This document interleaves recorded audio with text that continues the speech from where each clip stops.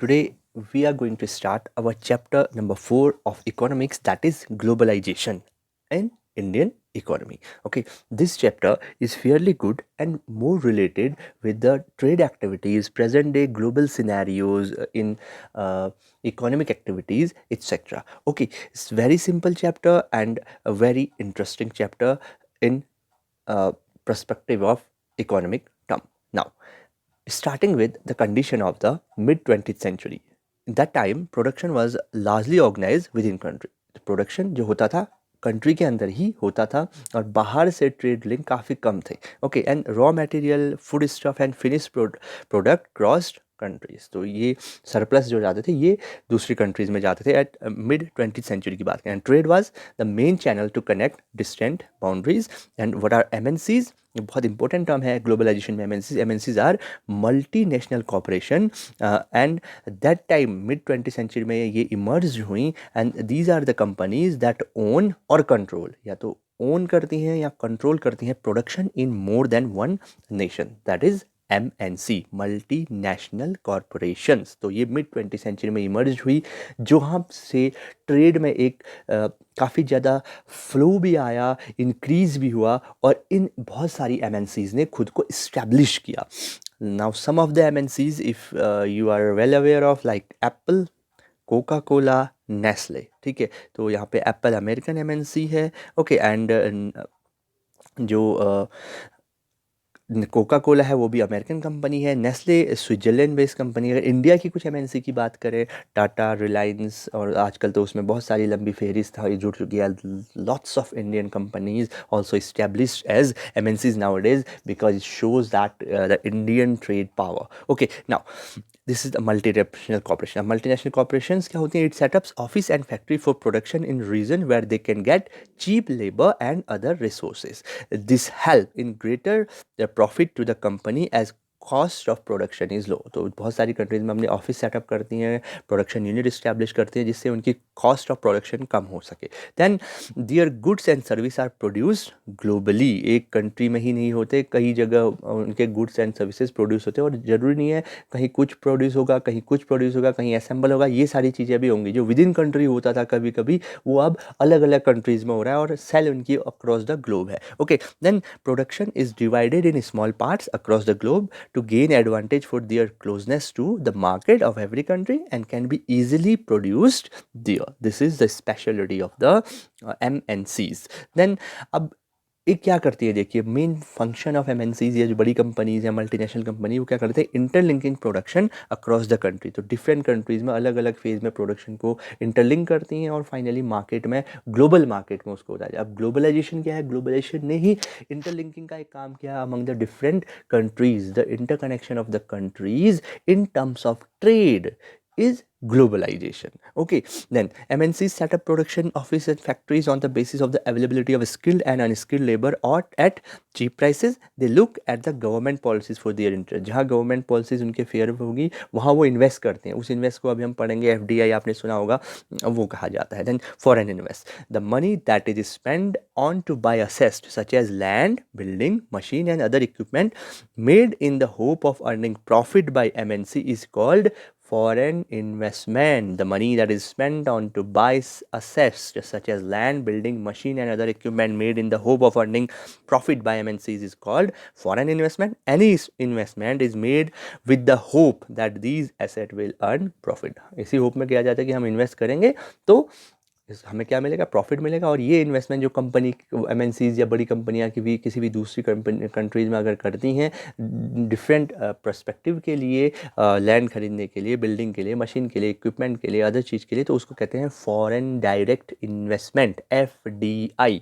Okay, और FDI को भी एक पैरामीटर माना जाता है कि आपकी कंट्री कितनी इकोनॉमिकली स्ट्रॉन्ग है. जितनी ज़्यादा FDI मतलब जो MNCs है, इकोनॉमिकली जो है आपकी कंट्री काफ़ी ट्रस्टवर्दी है among other countries. Now, these are some Indian MNCs और some other MNCs जो कि लोकल कंपनीज के साथ टाई अप करती हैं और अपना प्रोडक्शन सेटअप करती हैं। तो बहुत सारे तरीके हैं, MNCs have lots of ways to control और ओन द प्रोडक्शन। या तो लोकल के साथ आपने जॉइंट वेंचर कर लिया, या लोकल कंपनी को खरीद लिया, या लोकल को ऑर्डर दे दिया, उस जो भी आपका प्रोडक्ट वो बना रहे हैं उसकी क्वालिटी को चेक किया और उस प्रोडक्ट को खरीद के अपना जो है लोगो लगा के बेच दिया। ऐसी सारी बहुत सारी चीज़ें जो है MNCs करती हैं to have the control the production and expand their profit. Okay, now advantages to local companies. अब MNCs की वजह से क्या एडवांटेज होता है? Joint production is twofold. MNC can provide additional investment to local companies, okay,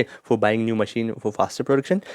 MNC might bring them the latest technology. ये local companies के लिए है। MNC's investment is to buy up local companies and then expand production. These are the way how MNCs control the production in other country, okay. And large MNCs in developed country place order for production with small product producer like garment, footwear etcetera. तो जो बड़ी कंपनियां होती हैं छोटे producer को order दे देती हैं, उनकी क्वालिटी देखती हैं और उस पर करते हैं। बहुत सारे स्पोर्ट्स मटेरियल अगर आप बात करें, बहुत सारे स्पोर्ट्स इक्विपमेंट जो हैं वो बड़ी बड़ी कंपनियां इंडियन कंपनीज़ को ऑर्डर दे देती हैं। बहुत सारे बैट्स स्पोर्ट्स यूटिलिटी मेरठ में बनते हैं, चेकिंग और जब होती है उनके लेवल का स्टैंडर्ड का बनता है तो उसको लोग वो अपना इस लोगो लगा के बेच देते हैं। This is also one way on how the MNCs control the production. Okay, now the products are supplied to the MNC, which then sell these under their own brand, which I have already explained, and names to the customer. The MNCs have tremendous power determine price, quality, delivery and labor condition for these distant production. तो क्योंकि काफ़ी ज़्यादा पैसे वाली होती है, कुछ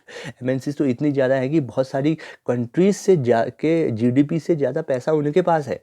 okay, तो उनके पास इतनी पावर होती है कि price, quality, delivery, labour condition, बहुत सारी चीज़ों को कंट्रोल कर सके अपने पास। Okay, now interacting of MNCs and local producer. अब आपस में लोकल किसी पर्टिकुलर कंट्री के प्रोड्यूसर और MNCs का इंटरेक्शन कैसे पार्टनरशिप हो सकती है, इंटरेक्शन कैसे होता है? By setting up partnership with local companies. एक वे ये है MNC का कंट्रोल करने का कि वो पार्टनरशिप सेटअप कर देंगे with the local companies. Then by using the local companies, local company को सप्लाई चेन के लिए यूज कर दिया। Okay, then by closely competing with local companies और बाइंग देम अप। कंपटीशन होगा लोकल कंपनी के साथ, MNC तो वेल इस्टेब्लिश है और या लोकल कंपनी को ही खरीद लेंगी। Okay, then MNCs are exerting a strong influence on production at their distant location. As a result, production in these widely dispersed location is getting interlinked. तो काफ़ी ज़्यादा इन्फ्लुएंस करती है, तो आपस में ये प्रोडक्शन इंटरलिंक हो जाता है। MNC की इतनी इन्फ्लुएंस होती है, वो कर देती है इन्फ्लुएंस इतनी ज़्यादा। Okay, then next one is foreign trade and integration of the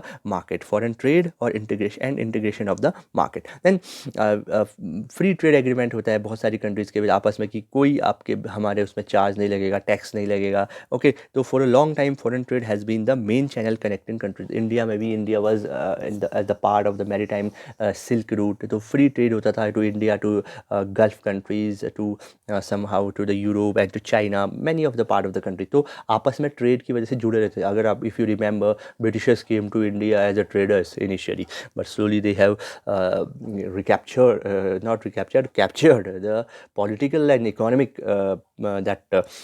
hold of India. Okay, now pact foreign trade. अब फॉरेन ट्रेड में क्या क्या मेन जो है एसेंशियल्स हैं? That is producer, this create the opportunity for the producer to reach beyond the domestic market. अपनी country में तो आप सेल कर रहे हो, इंटरलिंकिंग अगर हो रही है, फॉरेन ट्रेड हो रहा है, तो आप दूसरी कंट्री में भी सेल कर सकते हो। Then producer can then sell their goods not only within their country but also around the globe. कहीं भी आप जो है इस ग्लोबलाइजेशन के टाइम पे अपना प्रोडक्ट सेल कर सकते हो। और आप आजकल तो ऑनलाइन आप देख रहे होंगे, आप ऑनलाइन या ऑफलाइन कैसे भी देखो। इंडिया पे एक सिंपल एग्जांपल ले लो, इंडियन कार कंपनी का मार्केट को ले लो। Only one Indian car company you can see, that is Tata. Maruti में most of the share now तो almost share was of that is Japanese based company, Suzuki के हैं, है ना। तो और एक टाटा ही इंडियन कंपनी है अभी, और Mahindra you can find out जो इंडियन और बेस्ड कंपनी है। बाकी मोस्ट ऑफ द कंट्री आप फोर्ड देख लो, आप हिंडई देख लो, मैनी ऑफ द कंट्रीज़ आप देखिए वो फॉरेन बेस्ड कंपनीज हैं। और बहुत सारी चीज़ें आपके पास ऐसी हैं जो इंडिया में प्रोड्यूस नहीं होकर फॉरेन बेस्ड कंपनी है। अब बड़ा एग्जांपल आपका मोबाइल देखिए, many of the mobile now days जो चल रहे हैं, MI, ओप्पो, ये सारे चाइनीज़ बेस्ड हैं। बहुत सारी ऐसी चीज़ें हैं, टीवीज़ देख लो आप। ओके, नाउ कंज्यूमर को क्या होता है, देखो, import of goods produce in another country is one way of expanding the choice of goods beyond what is domestically produced. तो कंज्यूमर को क्या मिल जाती है, चॉइस मिल जाती है कि वो बेस्ट सेलेक्ट करे। और क्योंकि कंपनी जो है, दूसरी कंपनियां आ रही हैं, आपकी अपनी लोकल कंपनी है, तो मार्केट में कंपटीशन बढ़ जाता है। कंपटीशन बढ़ जाएगा तो उसकी वजह से क्या होगा, आपको कंपटीशन में अच्छी चीज़ें मिलेंगी और price will be lower, price will be the lower, क्योंकि हर कोई खुद को इस्टेब्लिश करना चाहता होगा। आजकल आप you can see the online sales are there, many of you are buying online things, उसमें भी कंपेयर किया जाता है कि ऑफलाइन आप जाते हो, मैनी ऑफ द जहाँ पे ज़्यादा प्रोड्यूसर होंगे, जहाँ पे ज़्यादा जो है चॉइसेस होंगे, वहाँ पे कंपटीशन होगा। कंपटीशन जहाँ होगा तो कंज्यूमर को डेफिनेटली फ़ायदा होगा वहाँ पे। Okay, then markets competition increase among local and foreign companies, and foreign trade thus result in connecting the markets or integration of market in different countries। और globalization वही टर्म है, interconnection of the countries in terms of the trade. Okay, अब competition increase का एक one example देखिए, made in India more costly and old design, made in China these are cheaper rate, new design and attractive. ये toys की आप market देखोगे और toys market में most of the influence was of China. Okay, now globalization जिसकी बात कर रहे हैं, globalization is the process of integration और interconnection between countries and in terms of trade. ठीक है, and MNCs are playing role in the globalization process. More and more goods and service investment and technology are moving between countries. Not only that, movement of human being from one country to another country also increase, क्योंकि MNCs अगर दूसरी countries पे आपके office setup करेगी तो peoples को वहाँ पे हायर करेगी, अपने पीपल्स को वहाँ टेक्नोलॉजिकल स्किल इन्हेंस करने को भेजेगी। Most many of the things that happens there।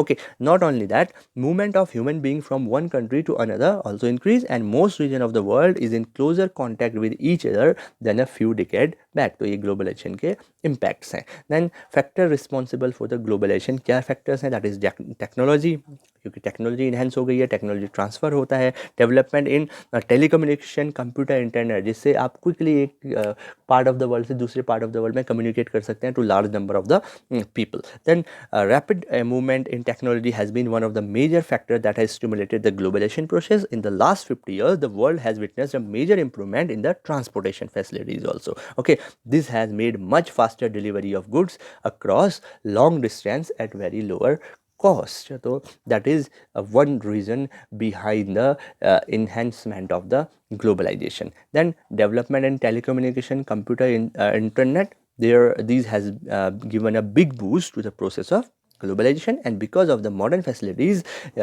access of information instantly, and communication to remote areas, far area, distant land is very easy। तो अभी भी हम चाहें तो क्विक में कहीं भी हम कम्युनिकेट कर सकते हैं। तो because of this communication technology, internet facility, globalization की जो प्रोसेस है उसको काफ़ी इन्फोर्स मिला है। ओके, देन अब ये दो टर्म वेरी इंपॉर्टेंट है, लिबरलाइजेशन और उसके बाद आता है ट्रेड बैरियर। लिबरलाइजेशन क्या होता है बेटा? The liberalization of trade means allowing foreign companies to start their business as government restrictions are removed। जो government restriction होते हैं, टैक्स लगा होते हैं ज़्यादा, कहीं पे आपको अच्छे लैंड इस्टेब्लिश किया हुआ आपको प्रोवाइड किया जाता है, कम दामों पे लैंड आपको दिया जाता है, आपको वर्ल्ड क्लास फैसिलिटी प्रोवाइड कराई जाती हैं। ओके, अदर एक्सेस जो होते हैं वो प्रोवाइड कराए जाते हैं। तो ये सारी चीज़ें जब गवर्नमेंट देती है तो उसको हम कहते हैं लिबरलाइजेशन, ताकि आपकी कंट्री में फॉरेन डायरेक्ट इन्वेस्टमेंट आ सके, कंपनियाँ सेटअप हो सके। Okay, the liberalization of trade means allowing foreign companies to start their business as government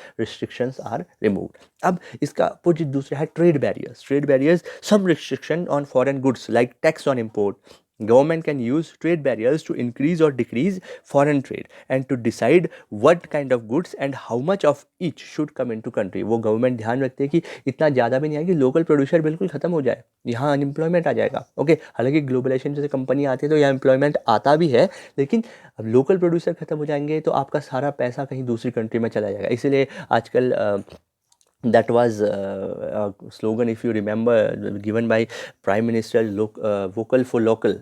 okay, तो स्वदेशी खरीदने को इसीलिए कहा जाता है कि आपका पैसा आपकी कंट्री में बना रहे। अगर आप मल्टीनेशनल कंपनीज जो आउटसाइड की हैं, फॉरेन कंट्रीज़ के, उनका खरीदते हो तो सारा पैसा उनके पास चला जाता है। स्पेशली अब नाउ डेज तो चाइना की अगर हम बात करें, चाइनीज़ कंपनियों ने इतनी ज़्यादा वेल्थ जो है अक्रॉस द वर्ल्ड से जो है यूटिलाइज़ कर ली है और एक्यूमुलेट कर ली है अपने पास, क्योंकि मोस्ट ऑफ द थिंग्स क्या, चाइना में प्रोडक्शन कॉस्ट काफ़ी कम है।